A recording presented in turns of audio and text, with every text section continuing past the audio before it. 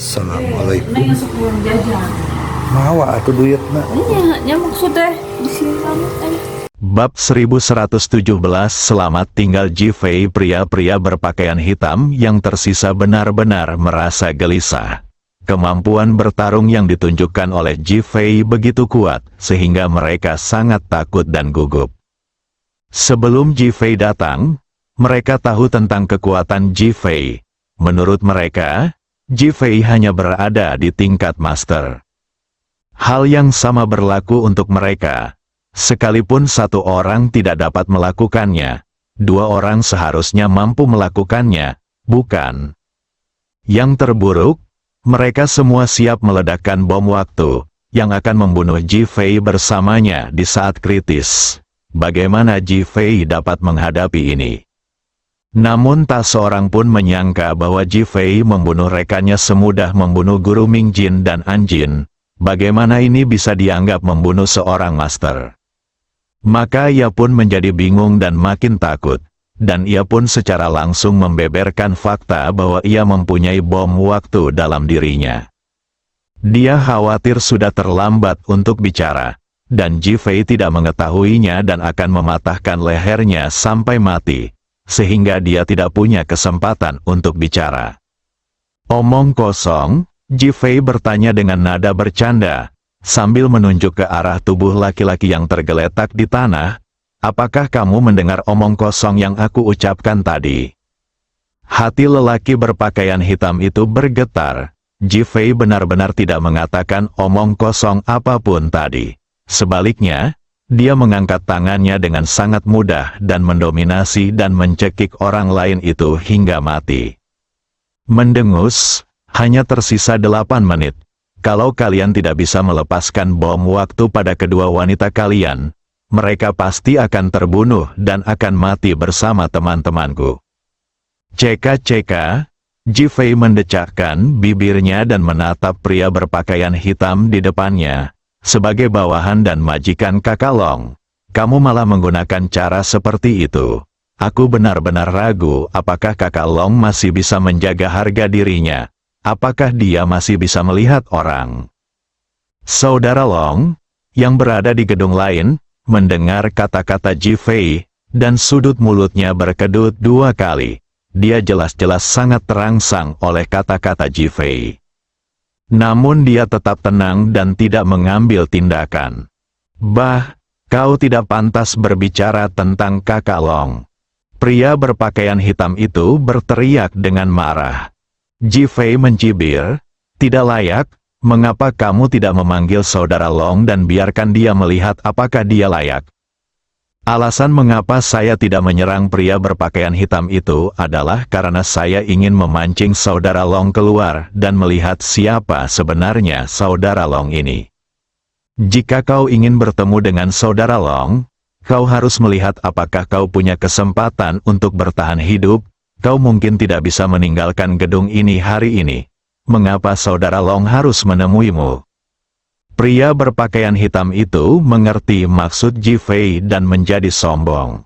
Jifei mencibir, jika aku tidak bisa keluar, kamu juga tidak bisa keluar, dan kamu pasti akan mati.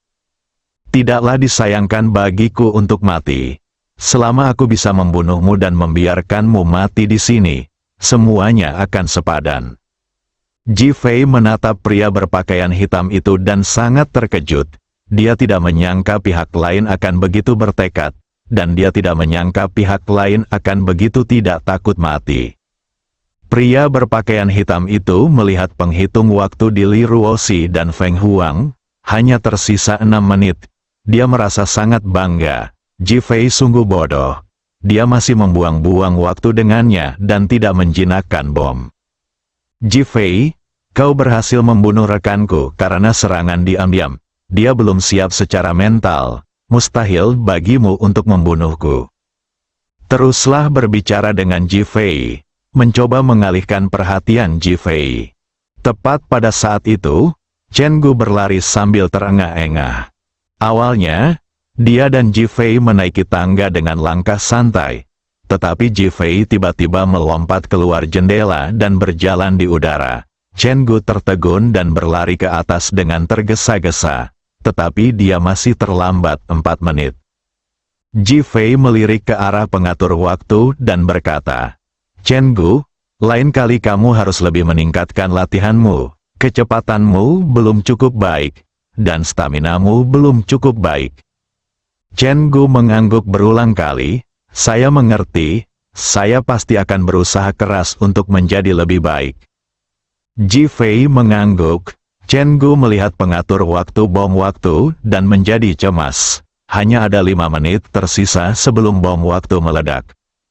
Li Ruoxi, yang sedari tadi hanya diam dan tidak berani berbicara untuk mengalihkan perhatian Ji Fei saat melihatnya, akhirnya tidak dapat menahan diri untuk berkata, suamiku, cepatlah pergi, jangan tinggal di sini. Tuan, ini bom waktu psikotaktik, sangat sulit untuk dijinakkan, silakan pergi secepatnya. Phoenix juga mengikuti hal serupa. Ji Fei menggelengkan kepalanya dengan tenang. Kamu di sini, belum lagi ini hanya bom waktu. Bahkan jika itu bom atom, aku tidak akan pergi. Wow, Li Ruoxi sangat tersentuh hingga dia menangis. Air mata mengalir di mata Phoenix, dan jaket kulit hitamnya hampir meledak karena kegembiraan. Pria berpakaian hitam itu menunjukkan senyum jahat. Ji Fei, aku harap kamu bisa menemaniku sampai saat terakhir. Itulah yang dilakukan pria sejati. Saya melirik dan melihat waktu tersisa kurang dari 4 menit. Chen Gu tampak sangat cemas, tetapi tidak berani berbicara. Chen Gu, jika kamu takut, kamu bisa pergi, Ji Fei mengingatkan sambil tersenyum. Chen Gu langsung menggelengkan kepalanya. Aku ingin mengikuti kepala aula. Jangan sebut itu sebagai bom waktu. Bahkan jika kamu menembak kepalaku sekarang, aku tidak akan pergi. Sebaliknya, dia tetap tenang dan sangat tegas. Ji Fei mengangguk diam-diam di dalam hatinya. Chen Gu berhasil bertahan dalam ujiannya. Pria berpakaian hitam itu mencibir perilaku Ji Fei dan yang lainnya. Menurutnya, itu hanya perilaku bodoh. Alasan mengapa dia tidak pergi adalah karena misinya adalah membunuh Ji Fei. Bahkan jika dia mati bersama Ji Fei, dia akan menyelesaikan misinya. Sekarang Ji Fei keras kepala di sini, tentu saja aku senang. Didi, pengatur waktu telah mulai berbunyi, dan hanya tersisa 3 menit. Ji Fei, apakah kamu tidak akan menyampaikan pidato kematian sekarang? Haha, lelaki berpakaian hitam itu bertanya dengan nada menggoda, dan akhirnya tertawa terbahak-bahak. Sebelum Ji Fei sempat berkata apa-apa, Li Ruoxi sudah angkat bicara. Ji Fei, aku tidak menyangka kita, keluarga bertiga, akan mati bersama seperti ini bahkan sebelum kita bertemu. Wui, terlihat sangat sedih. Haha, jadi ada satu lagi di perutku, hebat. Pria berpakaian hitam itu tertawa. Ji Fei mencibir, lalu berbalik dan berjalan ke samping Li Ruoxi. Ia mengulurkan tangannya untuk menggendong Li Ruoxi, lalu memeluknya. Jangan gugup, ini hanya bom waktu kecil. Tidak apa-apa. Nada bicaranya tenang, tanpa ada rasa gugup sedikit pun, yang membuat Li Ruoxi langsung menjadi tenang. Ji Fei lalu menarik Feng Huang dan memeluknya juga. Ji Fei, apakah kau akan memeluk erat kedua wanita ini dan mati bersama? Apakah kau akan mementaskan kisah cinta yang tragis? Lelaki berpakaian hitam itu tertawa keras lagi. Chen Gu begitu cemas hingga seluruh tubuhnya berkeringat, tetapi dia tidak tahu harus berkata apa. Meskipun kedua wanita itu sangat takut dan gugup, mereka memeluk Ji Fei erat-erat, tanpa penyesalan di wajah mereka, dan bahkan sedikit tenang. Tangan Ji Fei telah menggenggam bom waktu dalam diri kedua wanita itu. Bip-bip, alarm berbunyi lebih cepat. Haha, tinggal 1 menit lagi. Ji Fei, kau akan pergi bersama mereka. Ji Fei, aku mencintaimu. Li Ruoxi adalah orang pertama yang berteriak. "Saya juga mencintaimu, Tuan," Phoenix berteriak. Kedua wanita itu tidak menyangka bahwa mereka akan menghadapi bahaya seperti itu bersama Ji Fei pada akhirnya. Mulut Ji Fei melengkung, dan aura di tangannya langsung menjadi seperti laut, mengendalikan dan membungkus bom waktu pada kedua orang itu. Menjatuhkan, pengatur waktu berbunyi, yang menunjukkan waktu telah habis. Haha, selamat tinggal, Ji Fei. Bab 1118 Rencana Saudara Long.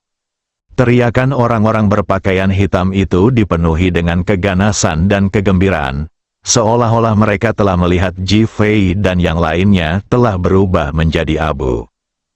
Kedua wanita itu memeluk Ji Fei semakin erat, seolah takut jika melepaskannya, mereka tidak akan bisa memeluknya lagi. "Saat ini, aku hanya ingin bersamamu dalam hidup dan mati." "Oke, tidak apa-apa," suara lembut Ji Fei terdengar di telinga kedua wanita itu. Kedua wanita itu tampak bingung, seolah-olah dalam mimpi. Hasil tidak terlihat apapun. Sekarang, pria berpakaian hitam itu berdiri di sana, matanya terbuka lebar. Ia mengira ia melihat sesuatu, atau bahkan melihat hantu. Karena bom waktu itu berubah menjadi abu, jatuh satu demi satu, dan melayang di udara. "Ini, bagaimana ini mungkin?" Begitu 4 kata itu keluar dari mulutnya, dia merasa seperti kehilangan kemampuan bernapas. Menengok ke sana, adegan rekannya yang dicekik oleh Ji Fei tadi muncul lagi. Kau tak bisa membunuhku." Dia mengucapkan beberapa patah kata dengan susah payah dan takut. "Sekalipun Kakak Long ada di sini, dia pasti akan mati, apalagi kamu." Patah, begitu dia selesai berbicara, tangannya mengencang, dan leher lelaki berbaju hitam itu langsung menjadi lebih tipis. Lalu kepalanya terkulai ke samping dan dia langsung meninggal. Adapun bom waktu yang dia pegang erat-erat, berusaha untuk dikendalikan, berakhir bahkan sebelum dia sempat mengendalikannya, selamanya. "Suami, aman," teriak Li Ruoxi. Dia memeluk Ji Fei, mengangkat bahu, dan menangis tak henti-hentinya, seakan ingin melampiaskan segala rasa sakit di hatinya. Ji Fei memeluk Li Ruoxi. "Ayo pergi." Li Ruoxi pun rileks, lalu ambruk di pelukan Ji Fei dan digendongnya. Ji Fei melihat ke arah Phoenix. "Tuan, saya baik-baik saja." Ada kilatan di mata Phoenix, dan dia jelas sangat senang dengan kekuatan Ji Fei. Chen Gu tertegun, dan tentu saja dia sangat gembira.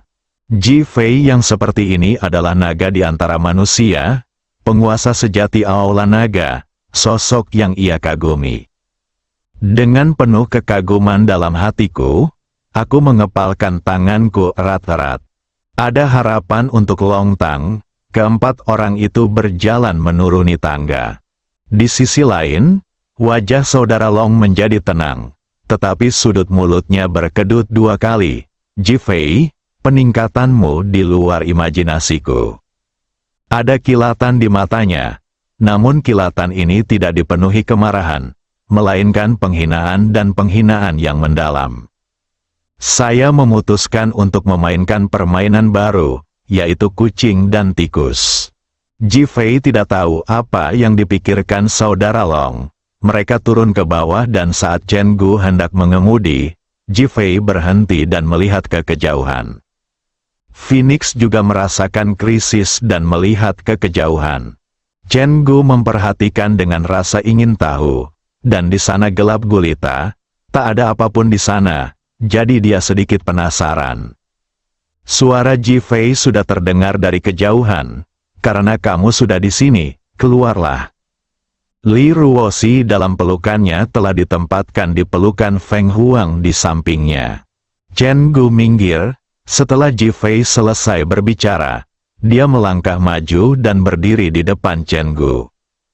"Wah, Terdengar suara tumpul di udara, dan tubuh Ji Fei dengan cepat mundur ke belakang, sementara Chen Gu yang ada di belakangnya terguling olehnya. Ji Fei mundur 7 langkah sebelum dia hampir tidak bisa berdiri diam. Chen Gu terjatuh ke tanah, merasakan nyeri di sekujur tubuhnya seolah-olah tulang-tulangnya rontok. Dia bahkan memuntahkan 2 suap darah. Dia memandang ke depan dengan rasa ingin tahu betapa dahsyat kekuatannya. Tetapi tidak ada apapun di depannya, kecuali hitam pekat. "Kakak Long?" Ji Fei bertanya ke dalam kegelapan.